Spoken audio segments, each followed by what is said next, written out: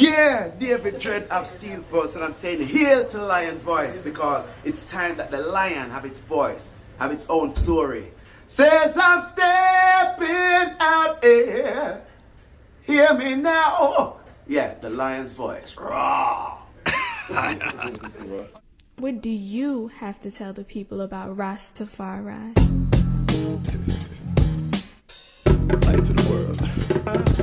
The king of kings and the conquering line of the tribe of Judah. And left himself. Where's my ruler? Hey yo! Yeah. Hail them high, hail the black king on the 23rd of July. So tell them guy who praise God up in the sky, it's a lie. The Almighty living on your night. From ancient time them a try. Them Romans know them just open them suit and ties. Criminals ain't got no alibi, they stole my people. Then them come without them genocide. Are you talking about slavery? Them couldn't kill the lion we come conquer Judah tribe. Go through tribulation, and I strive, see sufferation, and I still rise. That's why we tell them in America, live Rastafari in every ghetto area. We come if you tell them in Toronto, straight to Italy. So take me to the journey. How did you first learn about Rastafari? How did that intersection happen from Southeast? So, rise in peace and rest of him soul, Russ Mugabe. Yes. You have to know Russ Mugabe. Angel. Russ Mugabe is the first Rasta, and really right there, we remember when Russ Mugabe put on his nuts and become Rasta because he was a champion track runner. Okay. We didn't call it marathon runner. Live in my community. And shout out to Russ Mugabe's son Malik Dope. Malik Dope is big around the place. Drummer on social media, goes to he's flying all around the world, carrying his father's legacy with him too. You know, his spirit. Yeah. So big up Malik Dope. But go ahead. So Russ Mugabe now, my neighborhood Linda Poland become very prominent because we have Little Benny from Linda Poland. Yes. And Red Essence is hot. Yes. And Red Essence will always be the hottest. Yes. And just foundation go by it. That's Southeast, Red Essence. Yes. Okay. So Little Benny was from my neighborhood. Russ Mugabe, when the man that my cousin will never understand when Mugabe started dread. Yeah. Because he's a man just put on a hat and grow his dread like that. Yeah. You never know twist up nothing. You don't do that in them days. Yeah. So he used to always wear this purple thing. Yeah. Although they call it what, hat or scully. Yeah. So my cousin them just call him Purple. Okay. And the name stick. Yeah. So before him Russ Mugabe, we know him as Purple. Yeah. All right. So Purple become Rasta now. And me now, I just watched that. And then later as I graduate from Ballou, I go to UDC. I was working in the auditorium in the theater on the tech crew. And in the tech crew now, we had a day when Ivan Van Sertima, Dr. Joseph Ben, and one more speaker was there, came in. I'm young. I should know things. No. This is where you understand in America, things which you guys learn in other parts of the world about history, Marcus Garvey, culture, you know about every other island, you know the position. We should have been learning those things. But as you see what my high school life was like, you know what I mean? This is a big moment at UDC. And they're telling me who Ivan Van Sertima and Dr. Joseph Ben is. Legend. Yeah. In come walking these three big head hats now. It's Ross Iris, Ross Pedal, and Bro Jack. Yes. With them was Mikey and Sydney too. Yes. So they sit down and I'm well impressed by them. Then I'd been to Trinidad and Tobago already. That was impressive for me. Trinidad, because when I went to Trinidad in '89, oh my God, man. I was in the to see the minibus riding on the street like Martin Luther King Avenue. And at that time, Clement Ivy had a song out. May the bun, may the cheese, most come between. It's just banging in the bus, you know what I mean? Up and down the road of Frederick Street in Trinidad. I said, whoa, what's this? You know, the A8 and the A6 don't ride like that. You know what I mean? The A8 and the A6, they don't ride like that. So These are metro buses in the DC area that still run in Southeast. So, Yeah. So, you know, when I left Trinidad at that time, I nearly cried in Piarco Airport because. Who did you have in Trinidad? So my first wife was Trinidadian. Okay. Me and her graduated high school together, Okay. and my daughter, my oldest daughter, you know, is with her. So we went to Trinidad together. She's from Trinidad, and I'm telling you, man. So I wasn't a tourist. I lived the Trinidadian life, my time there. I cried over in Piarco Airport because I see a country that's black. And it's not run. I don't know all the politics of it. But what I grew up with here in America, this is long before Barack Obama. We never thought we'd see a Barack Obama. There was no, and the black and white oppression in America is very, we all know this. I don't have to go down that road. Yes. So for me to come from that to go to a country like Trinidad or a Caribbean island to see what black or somebody as prime minister or head of government is like, wow, this is where I need to be. And even before that in school, they used to have some character used to come on TV where the man used to make the ganja. He was like a Ras. Do we smoke it? Yeah. You remember them things? So everything about this Caribbean culture to me always draw me and intrigue me. Somebody used to have a Yellow Man album. I used to love that. And then when I was going, okay, now here's what really happened. All right. When I come from Trinidad, I'm at UDC in college. You know when you're freshman, first semester you start going to these college parties. Yeah, and that's University of the District of Columbia, UDC. Big up on the UDC, man. Let me tell you, I went to a college party down around First and I think it's Florida Avenue somewhere. Hip hop playing, boom, everybody in there. The music just changed. And the dub come on. Boom, boom, boom, boom, boom, boom, boom, boom.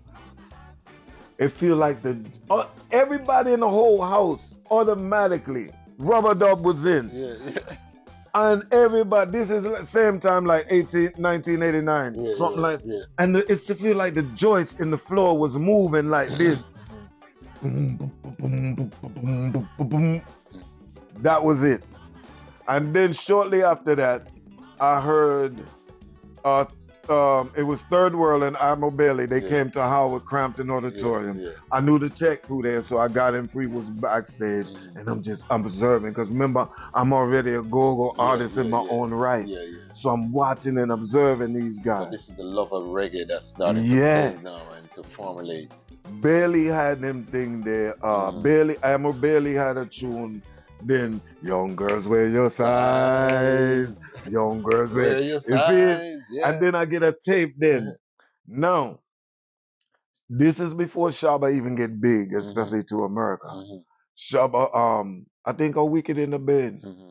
Oh no, before Wicked in the Bed, it was a Shabba tune, what is it?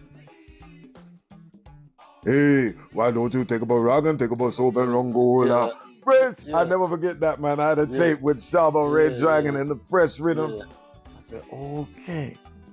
Super Cat come to Howard. So I go back and tell my go-go, man. I said, yo, there's some music coming, man. It's like go-go. They call it dancehall. I'm trying to tell you. Y'all need to be checking this. Man, Ray, ain't nobody tripping off that shit. Nobody want to hear that shit. I said, okay. And this time though, because anything I study, especially like as a theater major artist, I go in and study hard and deep. I'm starting to understand now, as a go-go artist, I just been right here in Cherries in Southeast or in and around DC. These guys who y'all don't know about, they traveling across the world with this thing they doing. How can I become a dancehall artist like them? That's what I want to do. So, all right now, it's all coming together. So, and at that time, I still got one foot in the dark side and one foot out. Okay. Right? Doing a thing. going through some tribulation with my first wife because I'm a young man. I can't keep myself straight in line. I'm too young. I'm like 24 at that time. Yeah, okay. So my brother-in-law, he had a bicycle, and my brother-in-law was one of the Muslim higgler. I want to say higgler, but you know, sell incense and oil. So he showed me saying money make on the street. Then I had a next cousin who was a booster. He go in the store and take anything. My cousin used to come check me on my government job then and bring real designer friends. And the man go out in the day and come back to my job, and people who wear glasses see my cousin. My cousin made more than my paycheck in a couple of hours. I said, oh, okay. So money is on the road. The money is not in having a job. I hadn't heard Marcus Garvey yet, because Marcus Garvey say, never leave your job. You're going to need that to get to Africa. Right? All right. So I hear this band. My brother-in-law tell me, bring him his bike up this club and meet him up this club one night. And I had his bike because, you know me, you're making a little mission and the move. You're doing a thing. So after I do his thing, I think I'm hiding. Government know everything. But I go up there to carry my brother-in-law the bicycle at the club. I probably had about 3,000 in his pocket, cash, and about another 3,000 in his pocket and work. And when is a guy playing bass, he got fired from a go-go band that used to open for us. And he telling me, man, what's up, Liz? You know, they didn't call me Liz then. Hey, what's up, Ray? You gonna stay up here, man? My band playing. Won't you check us? I said, your band? Who you playing with? You got fired from a go-go band and all. Man, I go in there. So this was Soul Defender Posse. And they was playing Mount Pleasant. I go in there that night and listen to them, and I'm well impressed because I'm hearing this reggae music. Then this brethren come in. They didn't want to give him the mic. I didn't know the full story. But this brother from DC, from Southeast, I got to know that later about him. His dad was a preacher. But he wrote this song called Blood Money, and he sang, his name Amha Baraka. He sang this song called Blood Money in there that night. And when I heard that song, I wanted to take everything in my pocket and just throw it away. I was done. I was done. I was done. It spoke to you. It just... Most High using... So you see people, how the words sound in the music.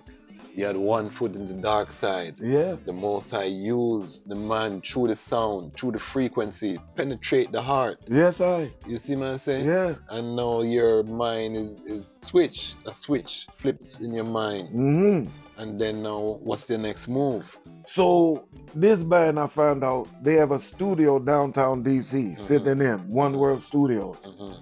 And that just happened to be up the street from my job, because at that time I was working at Securities and Exchange Commission, federal government job. My marriage is, you know, and the studio is right up the street from my job. Securities and Exchange used to be right down there by the court building, DC court building at that time. So on my lunch break, man, I get in trouble because I run up to the studio. I'm hearing them rehearse, and I'm late getting back to work. I used to be up there and them on there burning and blazing and things. You know what I mean? I'm with it. So sweet. It's sweet. And so at that time, I'm going up to getting on the mic with them, doing shows with them. And at that CI first gave me the mic on that night too at the club, because I told them I had been listening to Shaba that same night I told you about when I heard the song. CI, Roots and Z, rest in peace, Zebo. So I told them, they said, you do something? I said, yeah, and I was a go-go rapper. And I've been studying Shaba enough to know Shaba. So I go in there, and I get on the mic, and I'm just they like, yo, calm down. Calm down, man, calm down. Because I was just too hyped. And I think at that time too, you know, you have to get seasoned. You know this, Kwasi. You're an artist yourself. Of course. It takes time to really get seasoned as an artist. You know what I mean? If you're in music, please, you never give up. If you know you have a gift, I don't care how good you think you are right now. It's going. You're still not ready yet. You're still not well seasoned. Very key, and there's no shortcuts. And There's this is no why shortcut. in the business, you know, we have a lot of complaints that artists don't have the stage presence because they're voicing in their home studio, putting it up, uploading it to a platform, but they don't get school on a sound system where they have to carry the box, they have to get boo, they have to come again, you have to get the pitch, make sure your pitch is in, because sometimes your pitch changes. Yes. You know what I mean? Yes. And your pitch has to match the rhythm that's playing. You know, it's key, and a lot of people don't see that part. So very important. So make sure that you, if you love it, find opportunities. Even myself as an artist, I'm starting to go out to open mic events to start just get myself back out there. Because you know, the beautiful thing about now though is that, you know, everything you do can be made into content. You know what I mean? So even you going out sharpening up, that's content that you can feed to you know what I mean, to your following. So right now it's all about perfection. I mean, consistency beats perfection, and we're gonna get to it. So let me bring this all to, where is it that you decide that Rastafari is the life? You saw Ras Iris, Raspido, these are legendary elders at a black Pan-African event. And then now something sparked. You saw Russ Mugabe, who was also a legendary angel, a man that looked death in the face. This is a brethren who was run over by a car. They were going to disconnect him, take his life. They decided not to. They said he would never walk again, never talk again. This brethren got up and walked, talk everything, you know, that they said that he would not do. Through the powers of His Majesty, you know, Bingy Man went to Bobo Shanti, never deny the king from he accept the king. Legend again, his son, the Fruits, is now you know, world famous, doing big things. Yeah, Malik Dope. So when was it now that you now decide? Okay. All right. So here it comes again now. I go down to the studio, like I tell you, up the street from the job, One World Studio. I'm in there, and Trent, the saxophone player for the band, brings in Raspidal. Okay. And at that time, I don't know if you remember them days when Raspidal, Ras Iris, Sydney used to drive them in this big long gray van. So they come down to the studio and they see the place and they say, oh, because Trent put up Raspidal to stay in his room. All of the entertainers, it was a place where you rehearse downstairs, an old carriage house in DC. Okay. And the man them live upstairs and have bathroom and kitchen, everything upstairs. So Trent give up his room to Raspidal, long story short. Okay. He just give up his room to Raspidal. Raspidal and the Rastafari elders now are inside of our studio, fitting in. I'm there keen in like this every day because it's Bible and chalice. And it's burning down my job. I don't even want to go back to work. The band and rehearsing downstairs, and what I want to tell you is this band got chosen to be the backing band for the legendary Itals. Okay. In this here time, Keith Porter, Big up the Ronnie Davis, David Isaacs, the Itals. So they were rehearsing for that. They went to Europe 2 times with the Itals, and they come back and they said they got a space for me on the tour, but I had a job. I said, no, I don't. I resigned from my job. Okay. All right. But also during that time, as I was going out on the mic with them at night doing shows and things, I guess a man jokingly called me Yankee Boy DJ down the studio because they was like, what's going to be your name? Yeah. And man, we, you know, Jonin, that's what we call it, Jonin. So man say Yankee Boy DJ. And that was the kind of the joke name for me around the studio. Peter out here one night and say, who a Yankee? Peter out say, that man more Rasta than all of them. Lidge in them. RAS LIDJ'S him name. I'm from, he give me RAS LIDJ'S. Iris, all of the elders them there. Boom. Crown him. Cronin. Iron Vice.